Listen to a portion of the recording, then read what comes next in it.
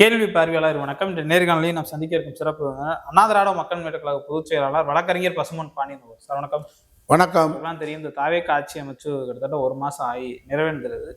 பல்வேறு இடங்கள்ல பல்வேறு மாவட்டங்கள் மின் தட்டுப்பாடு என்பது அதிகமாகவே இருக்கிறது. கூடுதலாக பார்த்தோம்னா பல்வேறு இடங்கள்ல சட்ட ஒழுங்கு பிரச்சனையும் அதிகமாக காணப்படுகிறது. திமுக ஆட்சி நாங்கள் ஆட்சியை விட்டு இறக்கிட்டோம்னா தாவேக ஆட்சி வந்துச்சுன்னா இங்க தேனாரும் பாலாரும் ஓடுன்ற மாதிரியான ஒரு செய்தியை சொல்லி கொடுத்த தாவேக ஆட்சியில தொடர்ந்து பல்வேறு கொலைகள், கொள்ளைகள், திருட்டுகள், வழிப்பறி போன்ற பல்வேறு சம்பவங்கள் நடக்கிற எப்படி சார் பாக்குறீங்க? அவங்க ஆட்சி பொறுப்புக்கு வந்தவுடன் ரெண்டு விஷயத்தை எடுத்துக்கிறோம். ஒண்ணு, நிதி சார்ந்த மேலாண்மை, நிதி சார்ந்த விடயங்களில் கால அவகாசம் என்பது கொடுத்துதான் தீரணும். ஏன்னா எல்லாமே பொறுப்பில் இல்லாதவங்க, புதிதாக சட்டமன்ற உறுப்பினர், புதிதாக அமைச்சர்கள் வந்திருக்கிறாங்க. அதை உணர்ந்துதான் நம்முடைய திராவிட மாடல் தளபதி ஸ்டாலின் அவர்கள் 6 மாத அவகாசம் சொன்னார்.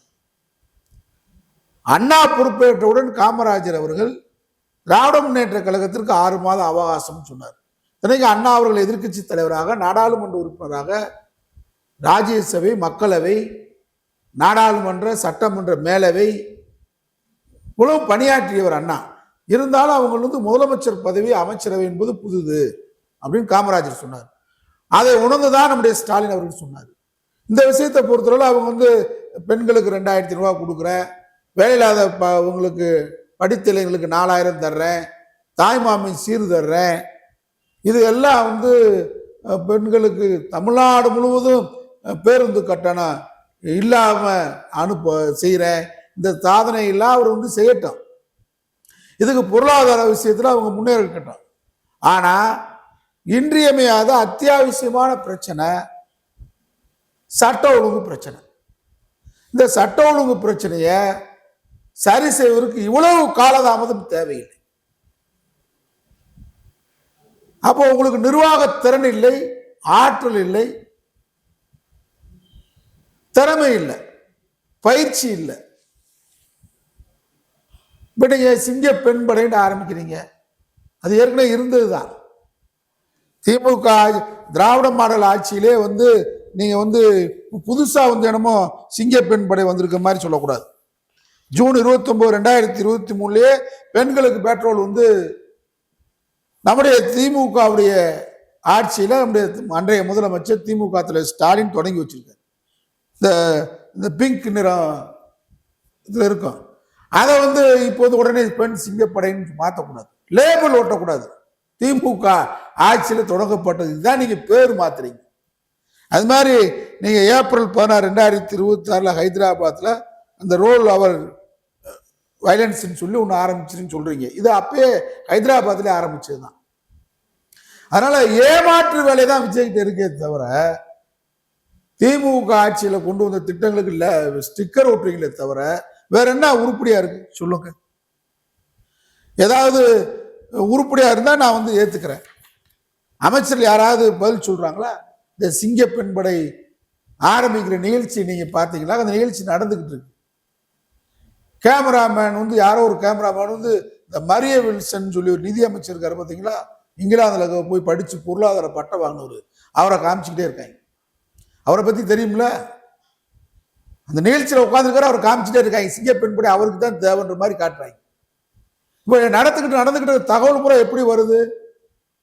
தாவேக நிர்வாகி தான் பெண்களை கற்பழிக்கிறாங்க, தாவேக நிர்வாகி தான் பார்ல போய் தகராறு பண்றாங்க, தாவேக நிர்வாகி தான் கொலை பண்றாங்க, தாவேக நிர்வாகி தான் கத்தி எடுக்கிறாங்க. தாவேக ஆட்சியில புரட்சின்னு சொன்னீங்க, அமைதி புரட்சி வருதுன்னு பார்த்தா மேகதாற்று அணைக்கு அமைதியா இருக்கீங்க. புரட்சி அதான் அமைதி புரட்சியா? நம்முடைய ஜீவாதார பிரச்சனைக்கு அமைதியா இருக்கீங்க. அமைச்சர்கள் யாராவது எந்த கேள்விக்காவது பதில் சொல்றாங்களா?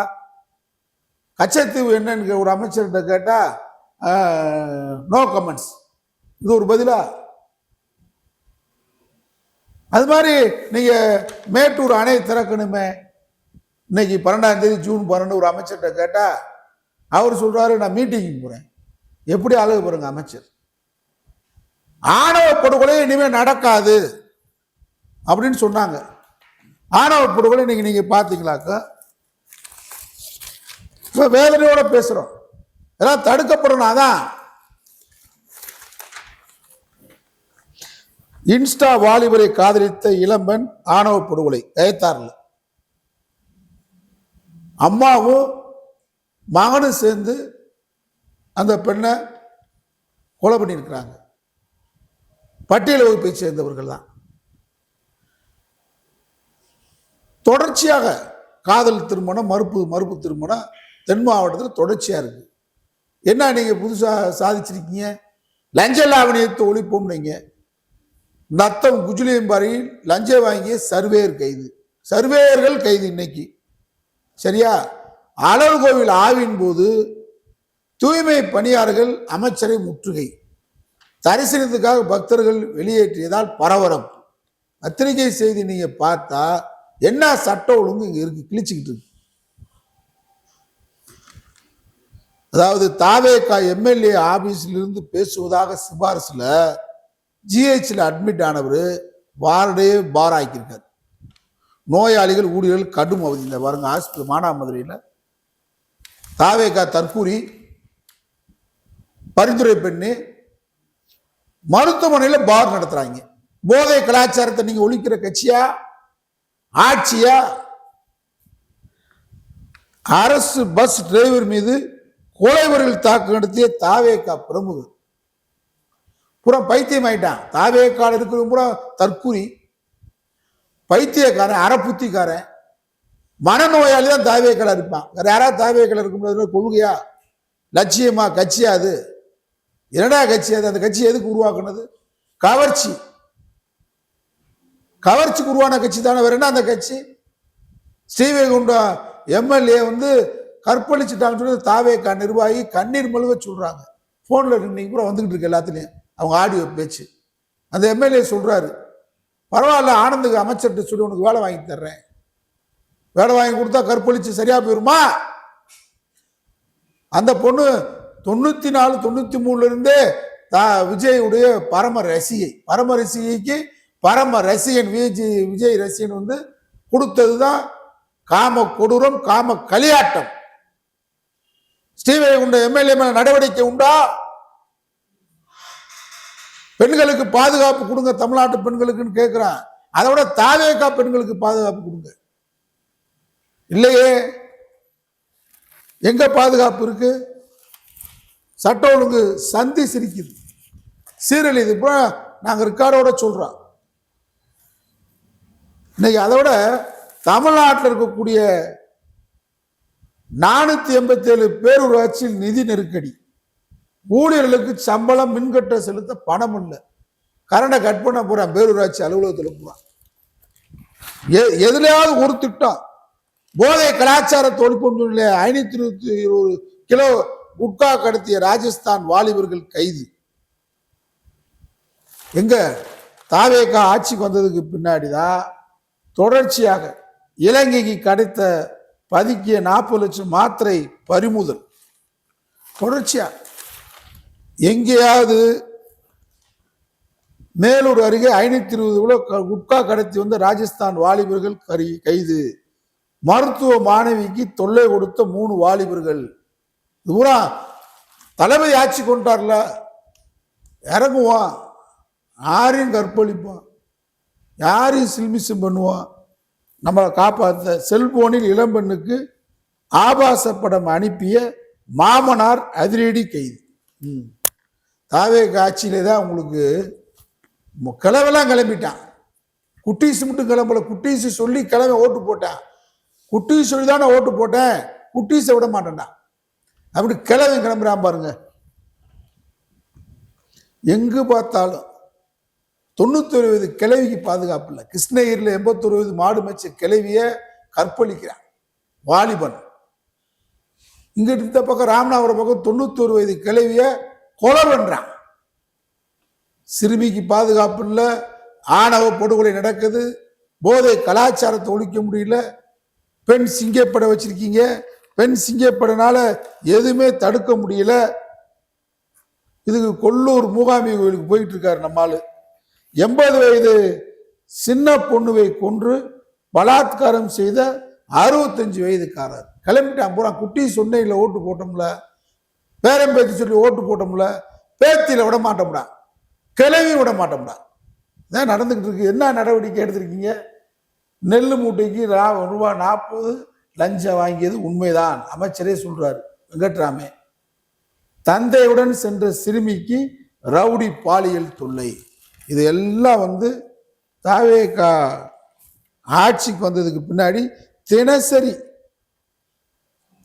நடக்குது. இன்னைக்கு கூட நம்முடைய எதிர்கட்சி துணைத் தலைவர் நம்முடைய உதயநிதி கூட கேட்டிருக்காரு, என்ன பாதுகாப்பு இருக்கு, எந்த பாதுகாப்பு இல்லை. அதுக்கு தான் மின்வெட்டு வேற பண்றாங்க. ஏற்கனவே மின்வெட்டு இருட்டாக இருக்கட்டும், அந்த தாவேகா தற்கூரிகளுக்கு ஆதரவாக இந்த வாலிபர்களுக்கு சில்மிசம் பண்ணக்கூடிய கிழவைங்களுக்கு எல்லாத்துக்கும் வசதியாக தான் மின்வெட்டை ரத்து பண்றீங்களா? இதுக்கு நிர்மல் குமார் அமைச்சருடைய முறையான பதில் இருக்கா? எங்கேயாவது முறையான பதில் சொல்லுங்க. எங்கேயும் எந்த பதிலும் இல்லை. நீங்க மின்வெட்டு ஏன் ஏற்படுத்துறான்னு கேட்டா, எனக்கு கிடைக்கிற தகவல் தனியார் மையத்திட்ட ஒப்படைக்க போறாங்க. மது கடையும் தனியார்ட்ட ஏல விட போறாங்க. மது கடை நடத்துற பார தனியார்ட்ட விட போறாங்க. தனியார் மையம் ஆக்குவதற்காக தான் இந்த மின்வெட்டை தாவேகா செயற்கையாக உருவாக்குகிறது. நான் குற்றச்சாட்டை பகிரங்கமா சொல்றேன். என்ன நீ என்ன நிர்மலா என்ன சொல்ல, பீஸ் கேரை பிடிங்கிட்டு போறேன். இது ஒரு படம் காட்டுறாரு. அந்த 2 பேர் பைக்கில் பிடிங்கிட்டு போறேன், அவனை அரெஸ்ட் பண்ண. திமுக தான் அதை தப்பு பண்ண. திமுக முகமுடி தோலுறுத்து காட்டு, பிடிச்ச ஆளை காட்டு, நிர்வாகி யாருன்னு காட்டு. பீஸ் கேரியர் என்ன பெரிய விஷயமா? பீஸ் கேரியரை பிடிங்காச்சுன்னா அங்கே நிறைய இருக்கும், ஒரு கம்பி அதை போட்டு விட்டு போக முடியாது. திரும்ப உடனே எதுக்கு 11.5 மணி நேரம், 2 மணி நேரம், 3 மணி நேரம் எங்கேயுமே கரண்ட் இல்லை. சென்னையிலாம் 3 மணி நேரம் கரண்ட் இல்லை. கிராம பகுதியில் சுத்தமாகவே கரண்ட் இல்லை. மின் தட்டுப்பாடு கடுமையாக இருக்கு. கேட்டால் கோடை காலம் திமுக ஆட்சி நடத்தலையா? கோடை காலத்தில் அண்ணா திமுக ஆட்சியில் இருந்துச்சா? அதனால மின்வெட்டு, எங்கு பார்த்தாலும் கொலை, எங்கு பார்த்தாலும் டிசைனா கற்பழிக்கிறான். ஆணவ படுகொலை, குட்கா பறிமுதல், எங்கு பார்த்தாலும் மதுக்கடைகள் விடிய விடிய திறந்துருக்கு. சற்ற இறங்கிட்டு லைட்டை மட்டும் போட்டு கொடுத்துக்கிட்டு இருக்கான். நிரூபிச்சு காட்டவா? தமிழ்நாடு முழுவதும் போதை கலாச்சாரம் ஒழிஞ்சிருக்கா? பாட்டிலுக்கு 10 ரூபா பாட்டு பிடிச்சாரு, இப்போ பாட்டிலுக்கு 30 ரூபா அங்கீகாரமா வாங்குறேன். இல்லைன்னு சொல்லுங்க பார்ப்போம். அதனால தாவேகா ஆட்சி என்பது ஒரு தற்குறிகளுடைய ஆட்சியாக, காட்டாட்சியாக, போதைக்காரர்களின் ஆட்சியாக, இது ரொம்ப ஒரு மோசமான ஒரு ஆட்சியாக இருந்து கொண்டிருக்கிறது. இந்த ஆட்சி தமிழகத்திலிருந்து வெகு விரைவில் இறக்கப்படவில்லை என்று சொன்னால் நாடு மோசமான சூழ்நிலைக்கு தள்ளப்படும் என்பதை எச்சரிக்கை கடமைப்பட்டிருக்கிறேன். நன்றி சார். நன்றி.